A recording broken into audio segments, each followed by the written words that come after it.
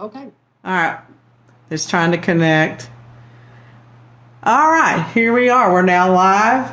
Oh my gosh. Let me just tell everybody. We thought we were canceling the show today. I had a problem. No, not that one.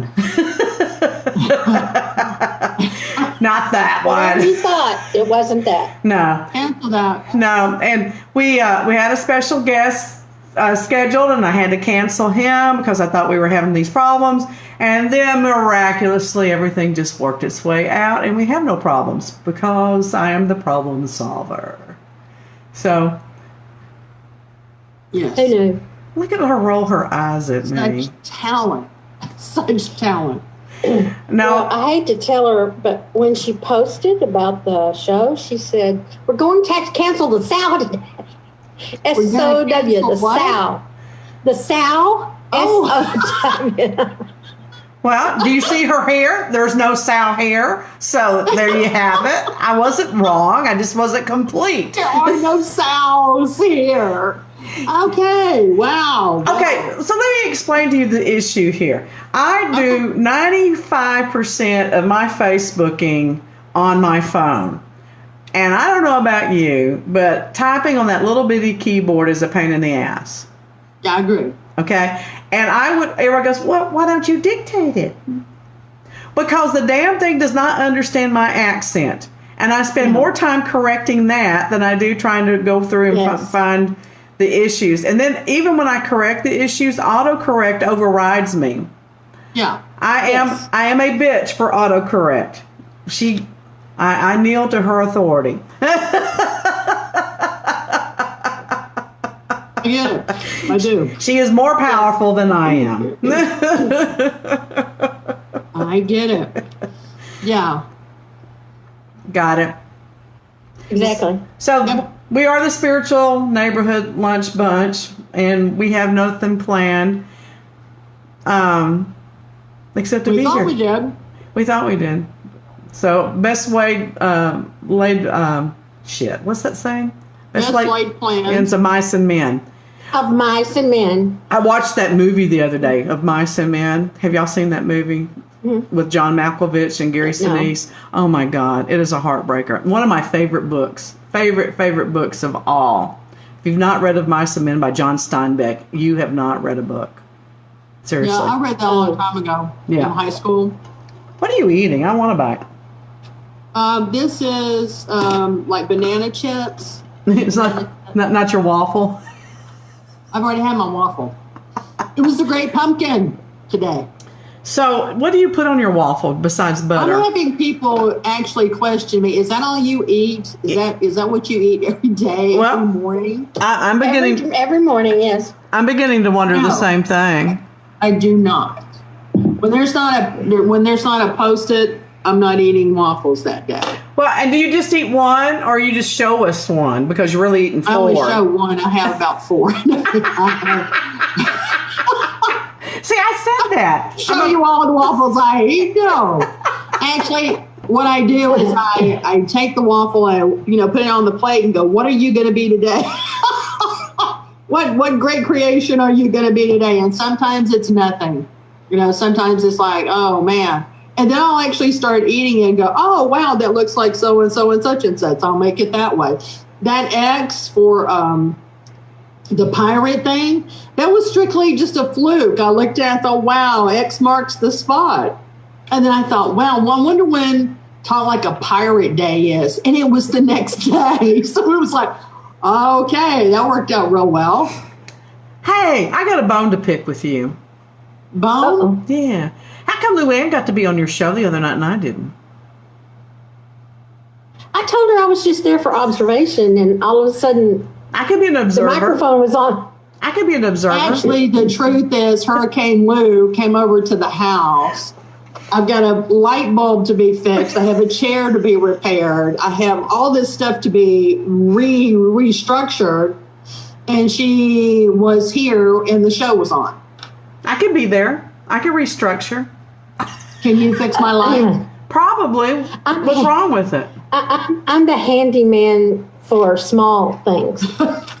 I I used to run a hardware store. Did you know that? So I know how to do things like that. I was a manager of a hardware store. Yeah, there was. Do you remember? That's right. We knew that. Homer's Home Improvement. I didn't know that. Homer's Home Improvement. I was one of the first female managers here in Texas. I was like the youngest manager in the whole thing.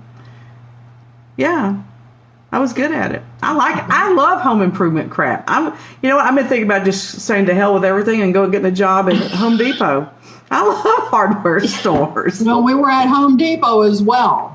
I like Home Depot better than I do Lowe's as far as the feel, but Lowe's usually has better prices. I think you're right. Lowe's has better prices, but I do like Home Depot. It just feels like home. It just feels like really good lumber. Yeah. I was also the first girl in the Garland School District to take woodworking.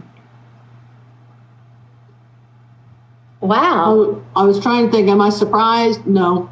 But you know, really not. But here's the sad part of this story. Once I got in there, I hated it because the people in the class don't really know how to cut lumber properly, and a lot of times they would burn the lumber when they were running it through the saw.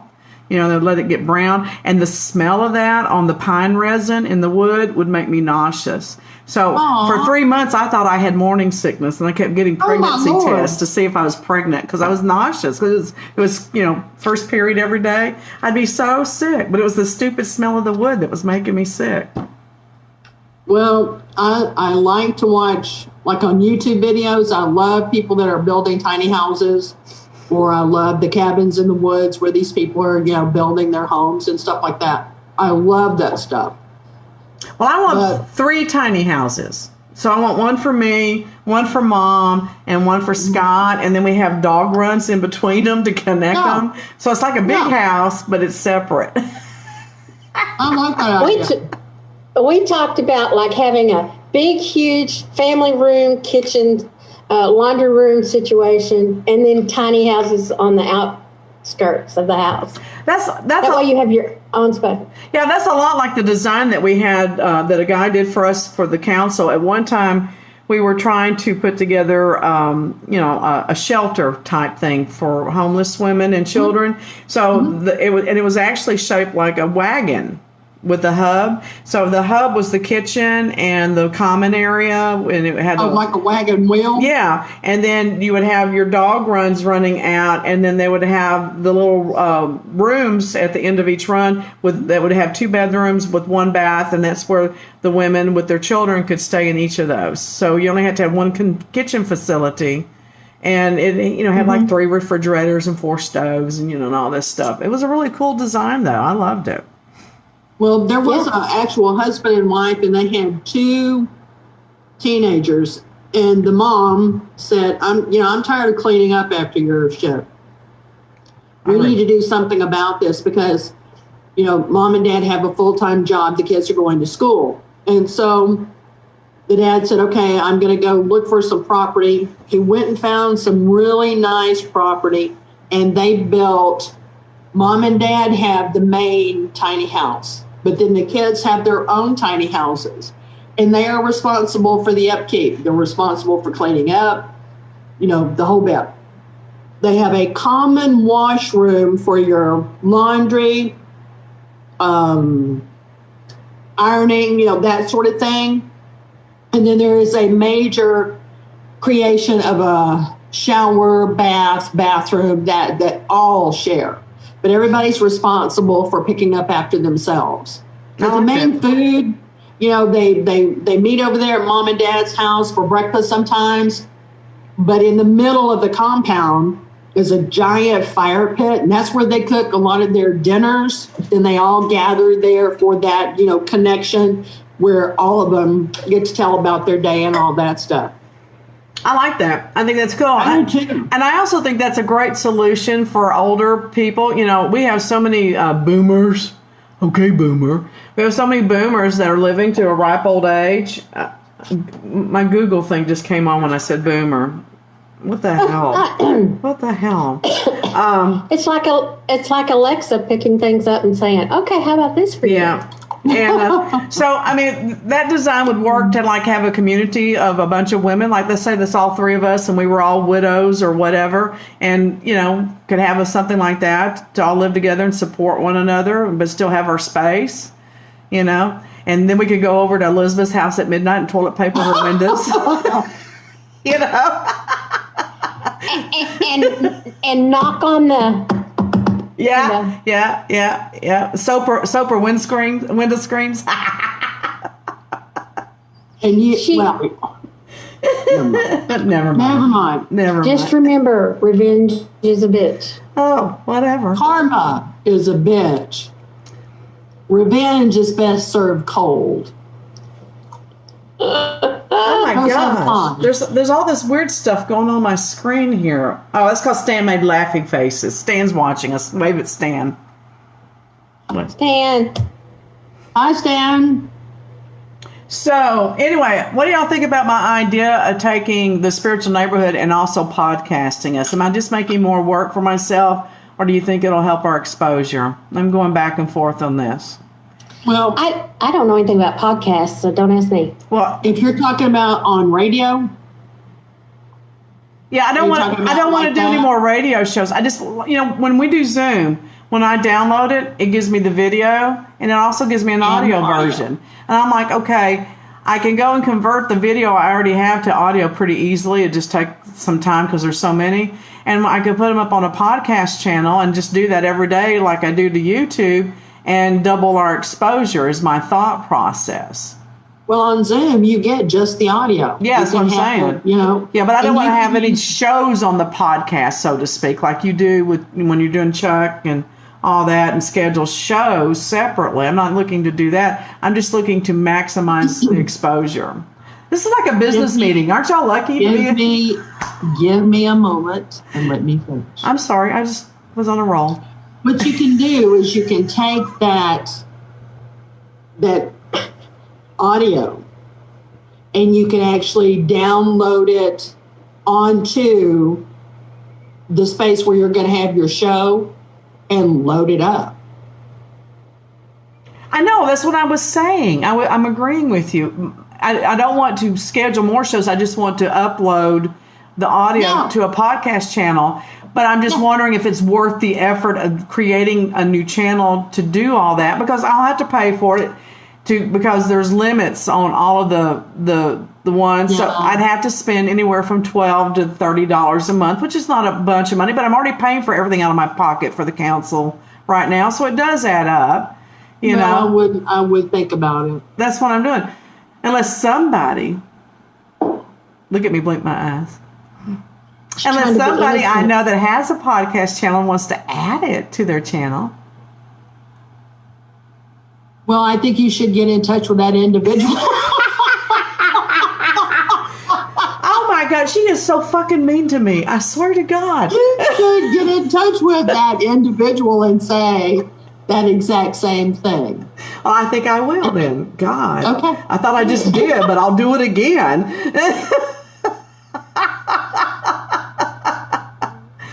I don't know. Seriously. I mean, seriously, you want it to be in the right kind of exposure. I think the best place that I'm beginning to notice is if it's going to be for like fast reaction or a quick response. What I'm looking at is iTunes. iTunes seems to be the go-to. Really?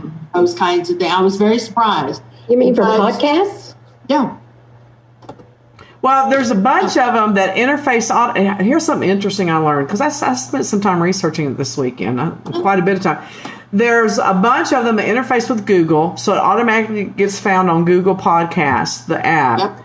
And then if we weren't doing a YouTube channel, this is if we had started the podcast first, and this would apply to you as well, there are certain services out there that will automatically turn that into a video and upload it to your YouTube channel for you. No way. Yes. So like you pick, it's like how I did the affirmation tapes on the YouTube channel. It puts a picture up there. You pick the pictures you want it to use, and it turns it into a video with those pictures, and it automatically uploads your podcast to your YouTube channel and does that for you effortlessly. Wow. No, I did not know that. See? Wow. So I'm an asset to have on your team.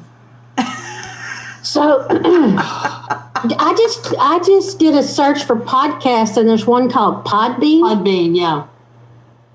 Yeah, I looked at that one. Start podcasting for free. Yeah, but you can only put 2 hours up on them a month. Yeah. It's very limited. I mean, it's free if you're going to do like a 15-minute or 30-minute, but the majority of people that I know, if they're going to be doing something, they want to do it more than just 30 minutes. They want to do at least an hour. So we have 3 hours a week average. Okay. And that's not counting if I do extras, like if I'm doing book readings or whatever. So I need at least 15 hours a month for us. Well, the reason I don't think it's a good idea to put it on my channel is because this is strictly from the point of view of Make It So Network. This has nothing to do with the Council of Families. It has nothing to do with the Spiritual Neighborhood. It will always be Make It So Network. And because of that, you're trying to encourage people to go to the YouTube video, to go to the Council of Families. I get it. You want to brand it that way and not go under, somebody else. I got it. Because you can get lost. Now that makes total sense because it is about the brand. It is about the exposure. Mm-hmm. Yeah, it really is. The other thing I found out is that it's easier to monetize on podcasts than it is YouTube. There's less restrictions. It's a lower limit.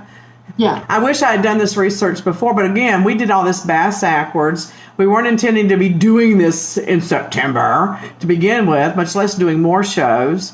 So it's been a progress. Yeah, 7 years we've been doing this in metaphysical time.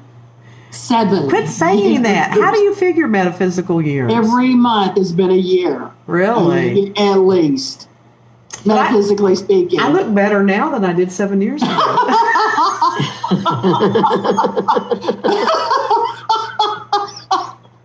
Oh, there's so many places to go with that remark. We're just not. Just remember, karma's a bitch. Karma's a bitch. Yes, and revenge is best served cold. Yes, that's true. This is true. I was going to talk about this tomorrow, but I guess I could go ahead and mention it today. I'm going to the Jefferson Hotel this Saturday and spending the night. It's bought by a new couple. I thought it was a gay couple, but it's not. It's a heterosexual couple. Not that it matters, but I just told everybody it was owned by a gay couple, so I feel like I should correct that information since I've been putting it out there. They may not be appreciative of that. I don't know. It doesn't matter. But anyway, so they have redecorated it. I love this. They put in new old antiques. Reproductions. Well, no, they're antiques, but they've redecorated. So they brought in other antiques that, and redone it and stuff. I have booked room number 5. Makes me think of Mambo number 5. Do, do, do, do, do, do. Ocean. Oh, that's number 9. Wrong number. Sorry. Whatever. I'm in another world. Okay. Whatever. So, and supposedly there's been activity in that room with a child. I don't know. I'm going as a skeptic. I'm going to make that my role for the weekend, as a skeptic. Okay. So I'm going to be looking for verification of things. Martha Decker will be there. She's the one who invited me. So I'm going to nail her down about her book completion and when we can start a new show. Seriously. And I'm hoping that she and I can at least get some video or at least some interviews or something and use that as our intro to Unfinished Business and get that up and going. And hopefully, or maybe I'll get some video that I can put for the two of y'all and we get Carrie involved and we can go ahead and kind of start doing our little analysis process. So that'd be great with me. I love it. I think that's awesome. We'll see. I like the idea of Carrie and I being off-site because that really does make a difference. I mean, I can tell it makes a difference. I realized that after we went to McKinney to do that house. Yep. Well, a huge difference. And if you watch the Osborne show, whatever it is, Wanting to Believe or Do You Believe or whatever the hell they call it, they crack me up because they come up with these assessments when they watch the video that has nothing to do with the video. Ozzy thinks He thinks everything is a double exposure, and you can't do double exposure with digital. But that's what Jack's trying to say, Dad. You cannot do that with digital. There is no double exposure with digital. No, I think it's digital. No. And then Sharon thinks everything is alien dolphins. What is it with her dolphin thing? I mean, seriously. And you would think those animals are her children. I mean, she's so nice and kind, but he's not necessarily so nice to. I mean, I don't know. I don't like people that just pull up dogs like that. Well, he does it the same way he did his children. If you ever watched their first reality show, no, I missed all that. I got to the very end, and by that time it was like. Well, I honestly think that's what made Sharon famous is the reality show, because the whole show was him walking through the house going, Sharon! Yeah. He would either say the F-bomb and then Sharon. I mean, that's all he did. It's just either or. But there's no script for him to learn. Okay, Ozzy, just say Sharon or F-bomb. Yeah, absolutely. Yeah. I like how Jack turned out. I mean, I wasn't so sure about him in the beginning from the show, when they were doing the family. Yeah.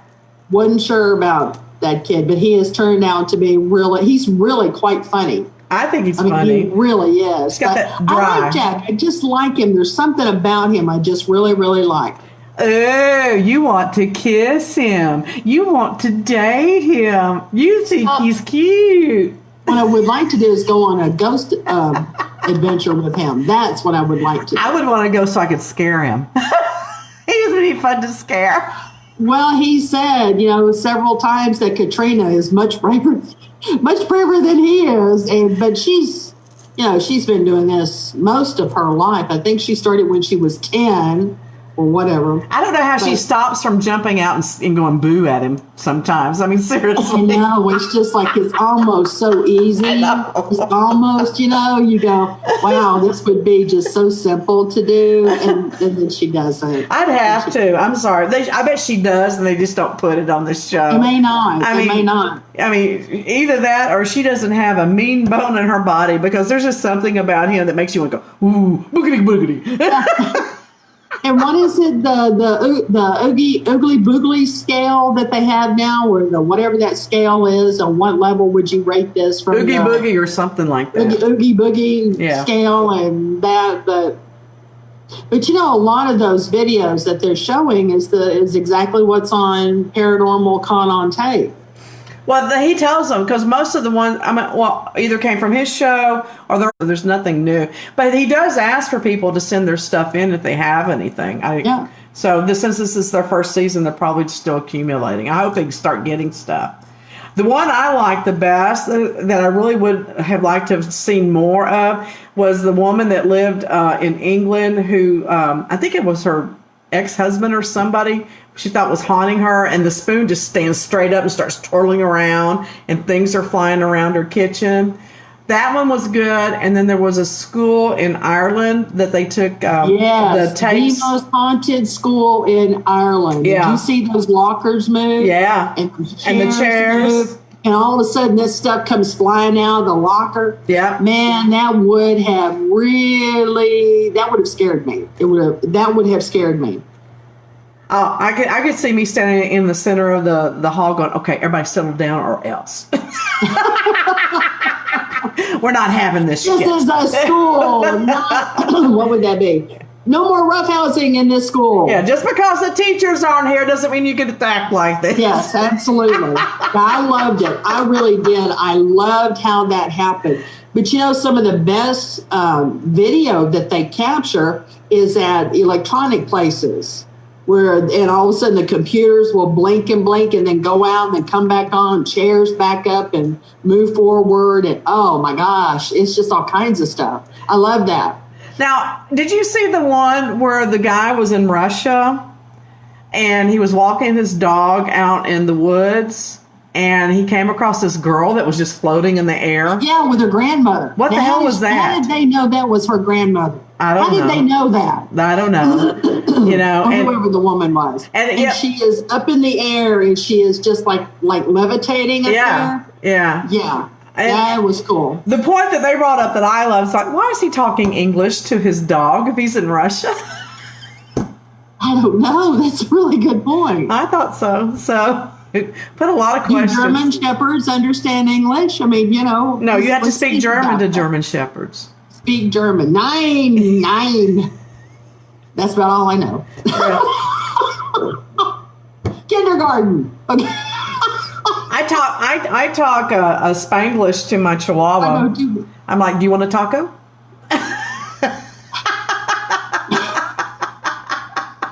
We have accents for all of our dogs. Yeah, we speak Tex-Mex. Taco? Yeah. No, Scott is hilarious. He is so funny. Oh. He talks for the dogs, and he has a different voice. And I love it. And he'll hold a taco in front of Angel. Goes, look, it's the food of your people. Do you want some?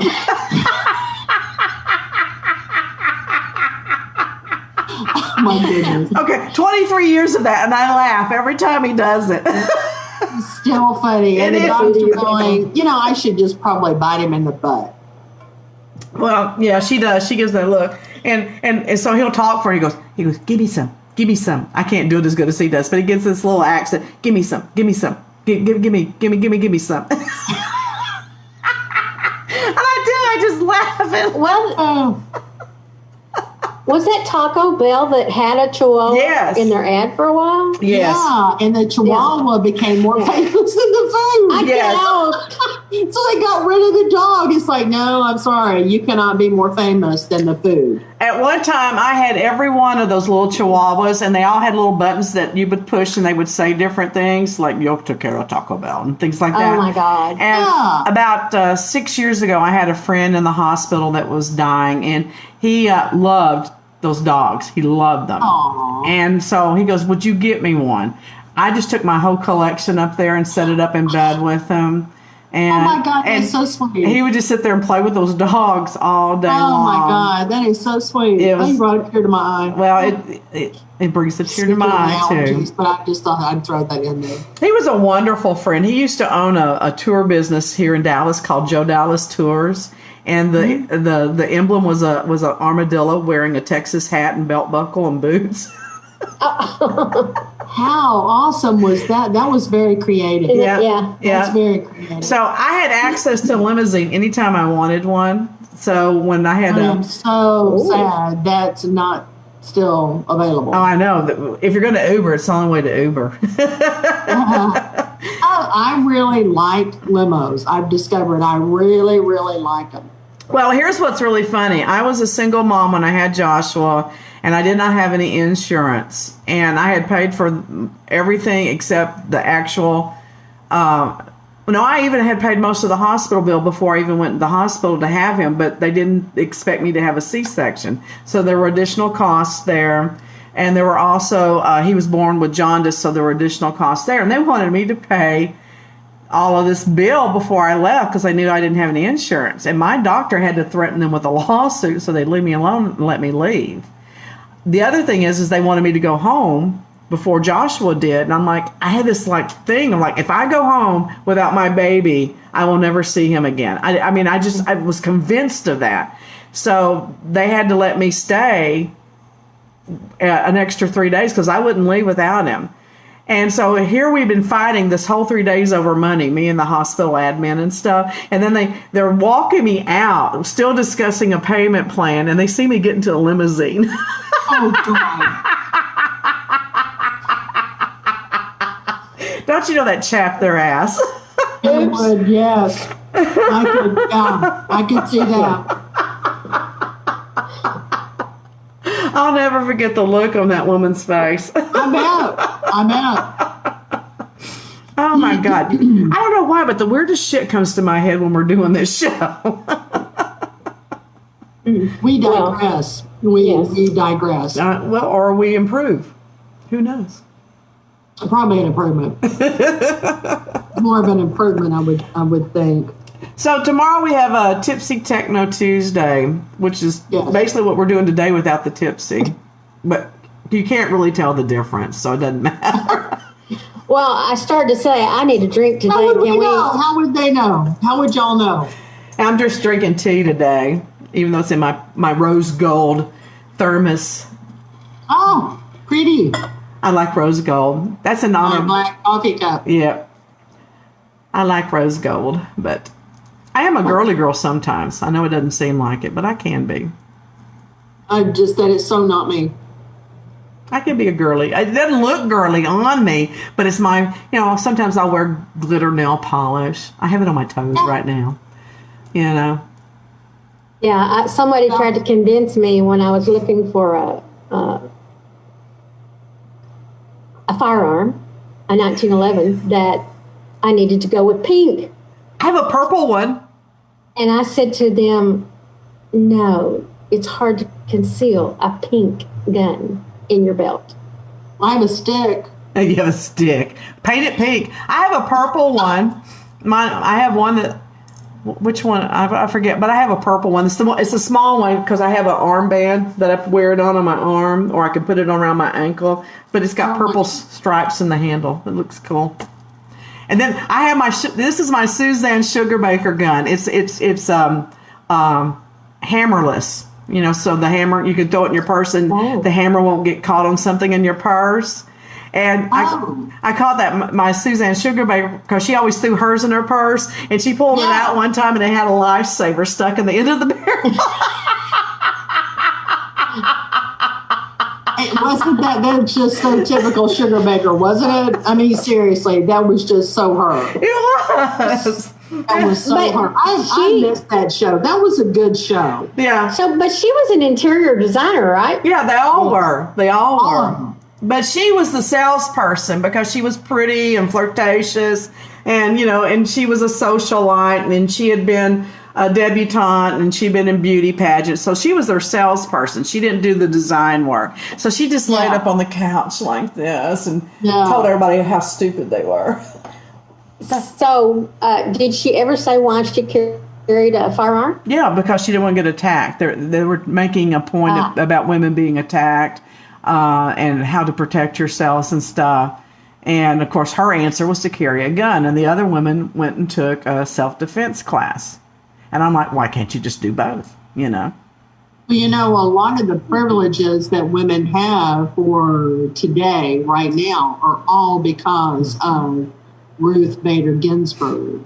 Yes, absolutely. Absolutely. Just throwing that out there, ladies. Just throwing that out there. Before her, we couldn't even have credit in our own name if we were married. No checking account, no credit card, no apartment by yourself. No, not really. And we still don't have an ERA, people. We don't have an ERA. So there are still things that need to be done for the sake of your women folk. Right. Yeah. About that. I mean, seriously, when my mom was growing up, she really, really struggled because there was nothing in her name. I mean, seriously. So.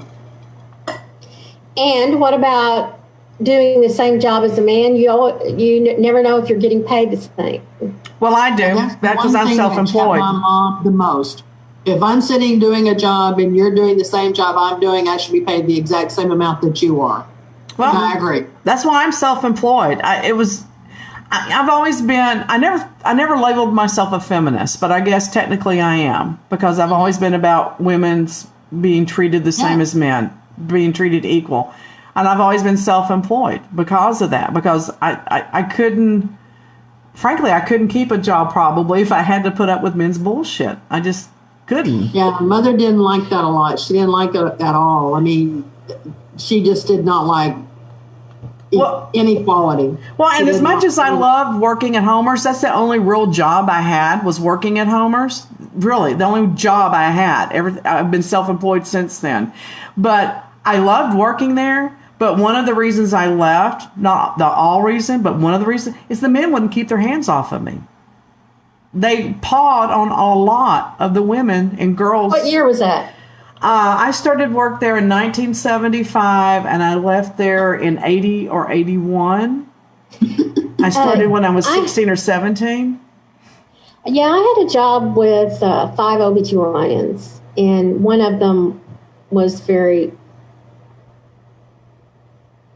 touchy feely. Yeah, he didn't really touch me, but everything he said to me was inappropriate. Something, some kind of sexual innuendo. Mm-hmm. Oh.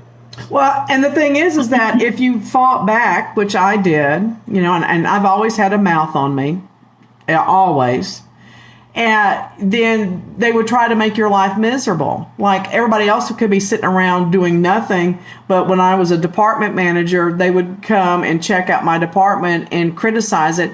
And then when they could find nothing to criticize, thank God for OCD back then, okay, they was like, well, find something to do. So they would make me go and work in other departments to help other people clean up their shit because they weren't doing their job. Right. You know, stuff like that. So, yeah, I was an angry person back then for many reasons. I was not as well spoken then or outspoken. I bet you were sweet.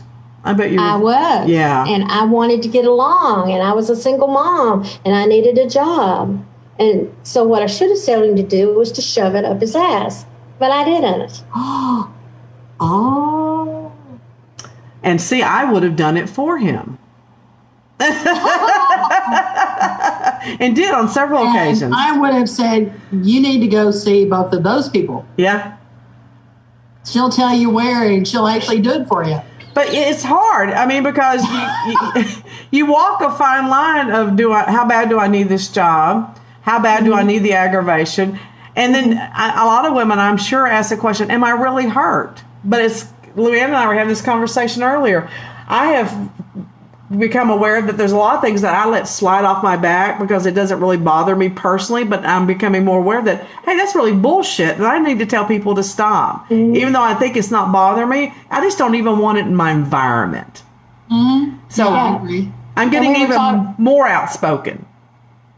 Right. And we were talking about that this weekend, how anything negative can really lower, you know, your vibrations and your expectations for yourself. Mm-hmm. Yeah. Well, and you said this to me, Luann, during our Theta Healing session, which she is fabulous, people. You need to call her. We only have one. We only have one issue left to address. Everything else has been rectified. What was I going to say? Oh no, what was it? Oh, in my session, this point came up. You have the right to be disappointed in people. Yes. What a profound statement. Yes, I agree with that. Not only is it okay to be disappointed, you have the right, which means that you have the right to have expectations, because you cannot be disappointed if you don't have expectations. I look a little crazy right now, don't I? But it was profound. Such a profound statement. Yeah, and not only that, you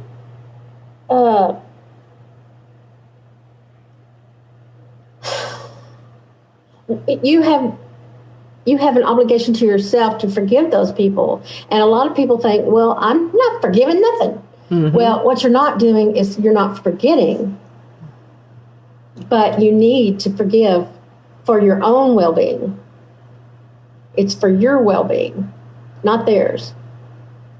So haven't you noticed when you've had somebody holding on to a major grudge, and then all of a sudden it gets rectified, and then all of a sudden they go, oh my God, I just feel like a weight has lifted off me. Yeah. That's that release. And just think how hard it was to hold on to that. Well, because there's a reframe that I use for myself, because I love reframes. And my reframe is that it's not about not trusting people. I trust everyone. But what I trust them to do is to be themselves. So if I know this person has an issue with being trustworthy, or if they're not punctual, I just say, this is part of who this person is, and I'm going to trust them to be themselves. So I know they're going to be 10 minutes late, or I know that they're going to be insecure and they're not going to tell me the whole truth. Mm-hmm. But I trust them to be themselves. And once you kind of align yourself with people in that format, it gets a lot easier to deal with their foibles and their inconsistencies, and you have less reason to be disappointed. Yeah, it's our expectations. I mean, we're the ones who. Sometimes I think what I do is I put too much responsibility on the other person. I expect them to do certain things, and not everybody can do that. No. It is not realistic. No, it's not a part of their condition or their, it's just some people are always late and some people are always disrespectful and some people are always just a certain way. So, what are you going to do? And then you have people like me that Isaac says, be yourself. Isaac Bradfield. We will It is his fault. The end of this. No, we are not. Ever. I asked Scott, I said, am I a literal person? And he says, absolutely not. He says, you like to give people the impression that you are, but you're really not. So you do not take things literally. I really don't. Now, I will hammer them into the ground and have fun with them, but no, I don't. Man, I hear with literal ears. You tell me something, I pretty much believe it. See, I don't. Because here's the other thing I have figured out. You have a word, great. The word is great. That means one thing to you, but to me it means something else. So you have to figure out what filter system you're using so we can communicate effectively, because, great to you might mean that you didn't stump your toe for the day and it was a great day. Great for me, I won the lottery. That's a great day. So you have to find those definitions out, and otherwise, because I spent years being pissed off, pissed on, and disappointed because I thought people used the same language I did. They don't. They don't. No, they don't. So even Carrie Glazer said, so it's Isaac's fault. It is Isaac's fault. He opened that can. It really isn't. I was doing it. I've never seen such a reaction in my life as when that entire sentence came out, and it was like all of a sudden it was dead silence, and then the tornado erupted. Because I finally figured out I had something in my arsenal to use as my backup, as my excuse. Now I just told them, hey, it's Isaac's fault. And yeah, woo. Yeah. So exactly what did he say? Be yourself or speak up, or what was the exact terminology? Start being yourself. He says just be more of yourself. The key was more. Be more of yourself. Be more of yourself. Speak out more. Like, I was like, is it even possible for me to speak out more? But I will give it my best shot. And the other thing is to trust myself and to follow my intuition more. That was like a whole arsenal.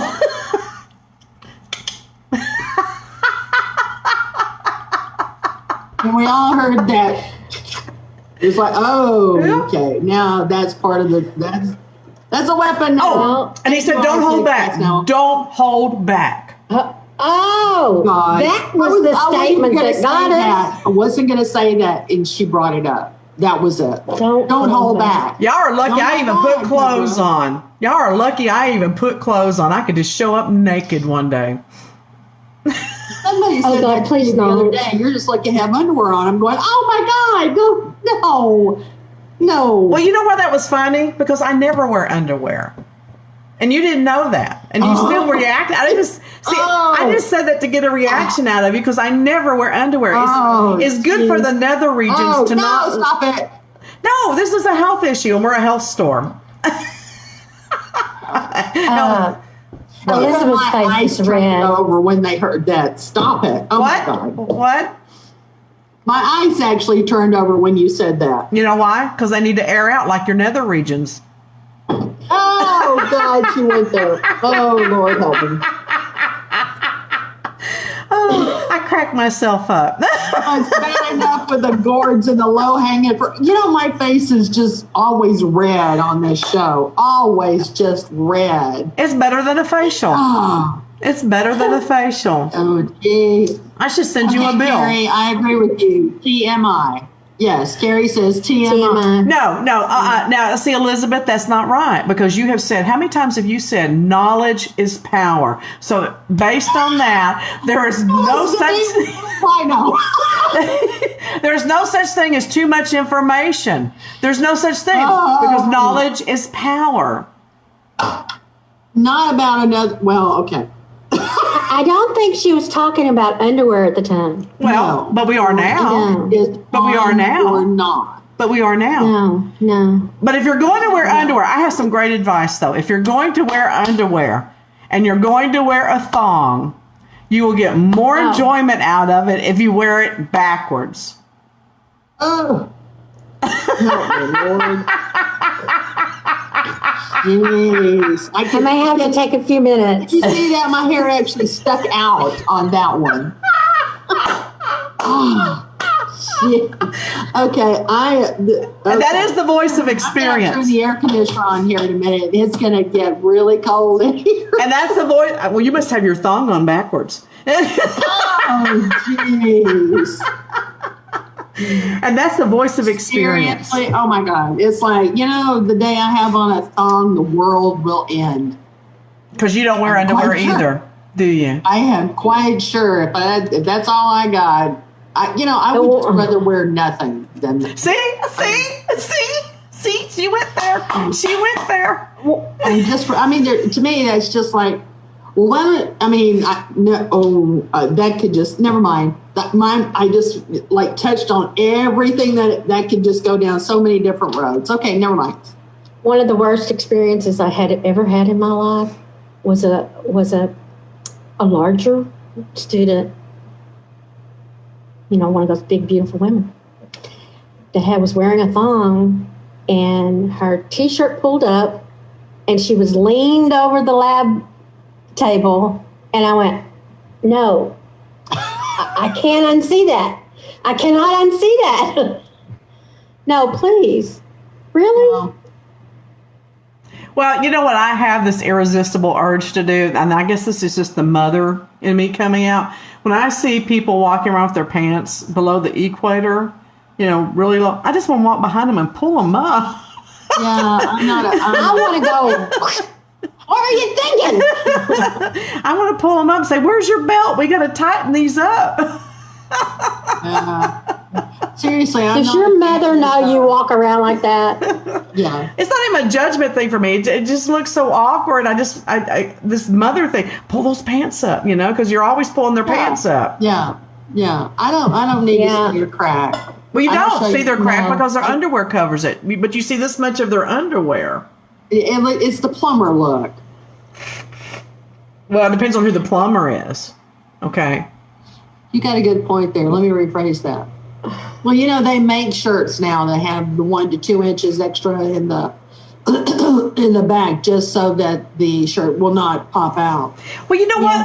I was looking at this news article. I have smart news app on my phone, so I get all kinds of weird news things, and it's not really news, some of it. But it was talking about the icons of rock and roll in the 70s and how they used to wear pants to show off their package. And I'm sitting there looking at these, and they have like 20 pictures, and I'm looking at them, I'm like, oh, that's a sock. That's a sock. Oh, that's just balls. That's not even that. Who cares how big the balls are? There's really, that's what they said with Tom Jones. Yeah, and you're like, why was that cool back then? I wonder, why did we even put up with that? But there was one. Well, we weren't exposed to what we are now. You can get sex everywhere. On your phone, on your tablet, on your computer. I still don't want to see that, in though. In the 70s, we were just coming into it. And, of course, it went directly towards if women can do it, now men can do it. And so it was like that's when Burt Reynolds was in the centerfold of what, Cosmopolitan? Yes, he was good looking back then. Or Playboy. I think Playgirl. No, I thought it was Playgirl. It was either Playgirl or Cosmopolitan. I don't remember. Yeah, I thought it was Cosmo. Whichever one. And that was the huge deal. Well, it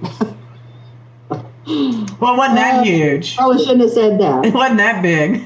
It wasn't, because it wasn't. It was huge. Said, man, you can cover it with your hand. That's not, anyway. So. Elizabeth, how did you know that? She did that. I didn't. See, I didn't even never go went there. I was having a tasteful like my mom. conversation. Tasteful. And she went there. Well, I don't know. It just pops into my head, and then it's like, oh, okay, y'all. I need to have my filter reconnected. Apparently, I got it disconnected over the weekend. I guess I don't know. More coffee.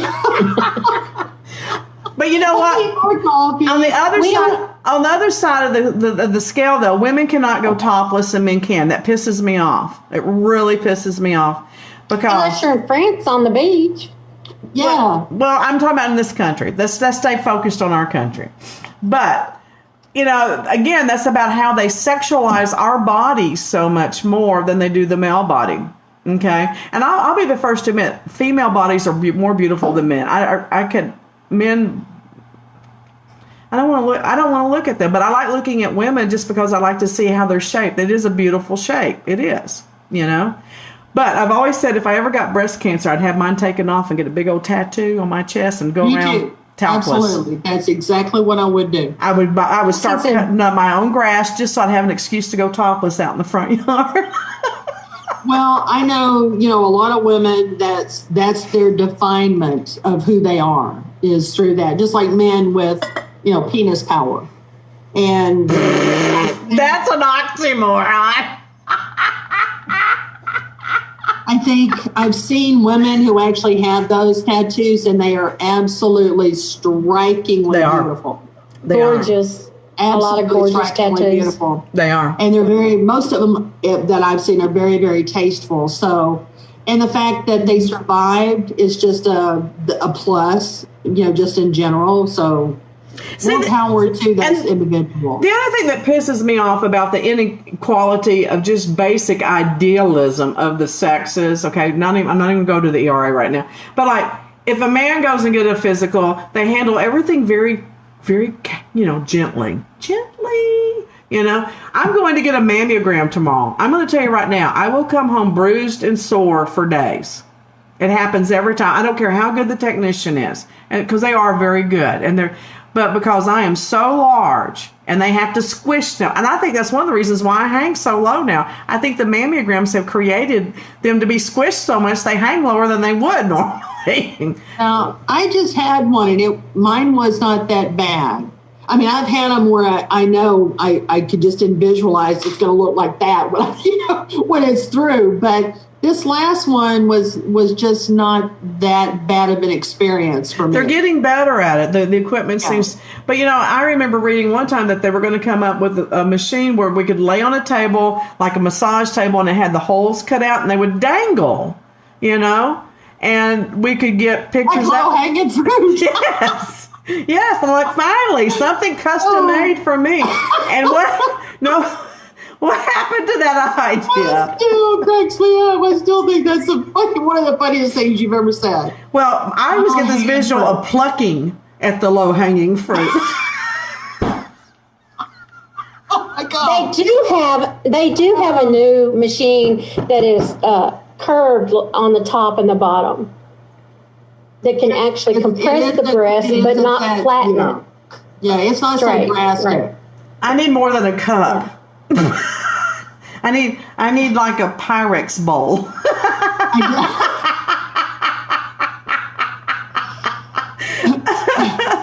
Like what kind of TMI do you need? Can you find me something in a casserole? Okay, wait a minute. What do you mean TMI? They're there. You can see them. It's not TMI. I'm stating the obvious. It's not TMI. It might not be appropriate. Okay. I mean, when it's to the point where they show up before I do, obviously.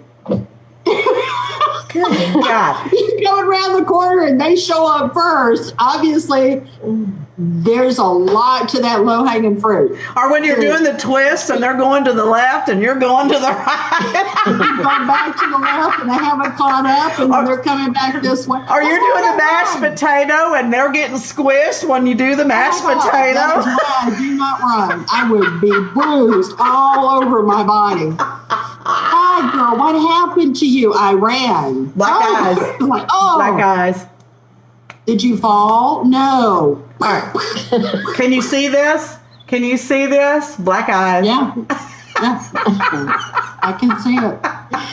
God. I'm always looking for the ultimate in bras, something that gives you wonderful. I love the bullet bras from the 50s. I love that look. I do. Yeah. Really? Yeah, I want to walk No. around and poke everybody's eye out. That would like show that. up first when you were coming around the corner. What the hell? Oh, it's her boobs. Okay. Never mind. Oh, did I poke your eyes out? That's because your eyes are supposed to be up here, not here. Are those T-shirts that the women are wearing that says "I'm up here" Yeah, with an arrow? Yeah. I'm up here. yeah. Oh, did you see the hat that Diane Keaton was wearing last week? It's really shocked me because I Yeah. never saw her as being one to be this aggressive. It's a baseball cap and it says "Vote, bitches." Oh, I love it. Yeah, I thought that was pretty Well, good. I sent a text message to Isaac this weekend, and I said you had mentioned the fact that there was going to be something that was going to be coming out of the blue that Yes, yes. and that we would all be shocked or horrified or whatever. And I said, do you think this may have the effect of changing the outcome? And he said it has the potential. So people, you must vote. I'm going to tell you right now, if this doesn't move more women to vote of all ages and all cultures, nothing will. Nothing. Well, you know, it's been taken away from us before, women especially. You know, we Yeah, haven't we- always had the right to vote. That's right. And it's a right. It's a privilege. It's it's something that, well, even just our freedoms, have been fought.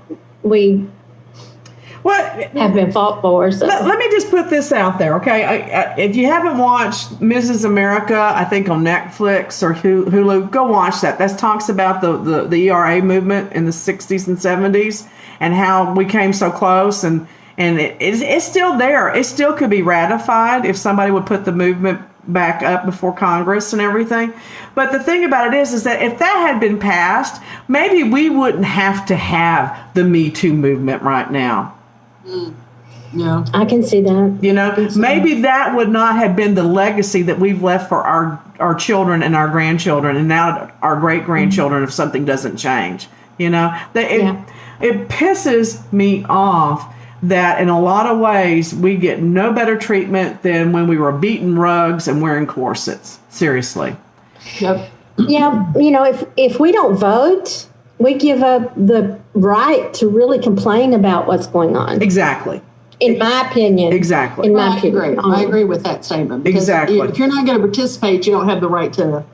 Why even talk about it? And the other thing is that I don't have the same experiences as the average female because I have been in business for myself. I am very aggressive. I'm more than assertive. I'm aggressive. Okay. There is a difference. I am very outspoken. I'm very strong. I'm big physically. So yes, I have had sexual harassment. I have been raped. All right. I have had these issues, but I have handled them with what I had to work with. And I think that my experiences have not been average. And if I am so motivated to get this changed, I don't understand why more women are not motivated to help get this changed. Because I don't like the positions I was put in when I was younger. I don't like it at all. I don't like being dismissed as an older woman now. That pisses me off more than anything that's ever happened. Right now, that gets me quicker than anything. I have more to offer to this world right now, today, than I ever have ever in my life. And it increases every day I stay here. And I hate being dismissed. It pisses me off. I think. There's a lot to be said for the Japanese and the way they treat their elders. Yep. Seriously. I think so too. And it doesn't happen the same way to older men. It does happen. Don't get me wrong. The elderly in this country get treated badly as a rule. They do. All you got to do is look at the nursing home quality to figure that out. But it doesn't happen as much and as early as it does to the men. I mean, look at the men that were winning awards on the Emmys last night. Michael Douglas, oh my God, he's still alive. He's winning Emmys. Okay, what is it? Something Arkin. What's his name? Damn it. Alan? Alan. Yeah, Alan Arkin. You know, they're up for Emmys and stuff like that. What are they, 120? You know? So, Yeah, Alan's getting on up there. He's almost older than dirt. yeah. Oh, he's 87. He's 87. I remember them saying that last night. Yeah, that's the one thing that I always respected my grandparents, and I never thought they were old. And as I'm now 65, my brain is not 65. I'm a young person inside. So, Well, I just don't. what gets me is that there was a disagreement on Facebook a couple months ago, and the worst thing the person could say to me was, "Okay, boomer." I'm like, okay, whatever. Right. Well, yeah. But Wow. my age was an insult, supposedly. Mm. Okay. Well, that happens. I mean, I see now what my grandparents actually went through, and it's not pleasant, but I get a lot. I get it. I understand it a lot more than I did. But yeah, there's something about this age of being a certain age, and with that comes certain things, and I don't like the way my body reacts or my brain reacts now. There's a definite difference between, I don't know. It's just different. Well, I was so overweight in my middle age years, like in my 30s and 40s, that in a lot of ways I feel better now than I have ever in my life. You know, that's good. I do find it harder to multitask the way I used to, and it's a chore. And it is a chore. Then the other thing is that I'm not as willing to do certain things just because I'm tired of the bullshit. Used to it's like everything was an adventure. I'm like, yeah, it's an adventure, but it's not what I want to do today. Yeah. I don't have the energy for that adventure. Well, it's just not interesting to me. It's just, it's like travel. I would like to travel extensively more in this country because I've been all over this country, but didn't get to enjoy it because I was working. And everybody's like, oh, I want to go on a cruise. I don't want to go on a cruise. You don't go anywhere. You're on a friggin' boat. I want to go and see historical sites. But, I think I'm more focused on purpose. There being a quality of purpose when I do something. Whereas before, I would just do something because it was exciting and I'd never done it before. That's why I dated so much. They're exciting. I've never done them before. And I think as you get older, there is a focus on being more purposeful. I that's okay. I enjoyed that, but I'm done with that part. I want to do this part. Yeah. So, and I also want to be sillier. On one hand, I want to be purposeful, but on the other hand, I want to be silly while I'm doing it. Yes, I want to participate in joy. Yeah. Yes. Yeah. So that's why I do the show the way I do it, and make Elizabeth have a heart attack because that just tickles the shit out of me. Well, I've always been sarcastic, so I try not to be quite so pointed I try to be more funny with my sarcasm now instead of. Well, keep working on it. Keep working on it. It's a process. You'll find Wait a minute. Are you telling me? You will find it. Are you telling me, Deborah, that my sarcasm is still very pointed? Yes, because I'm very literal.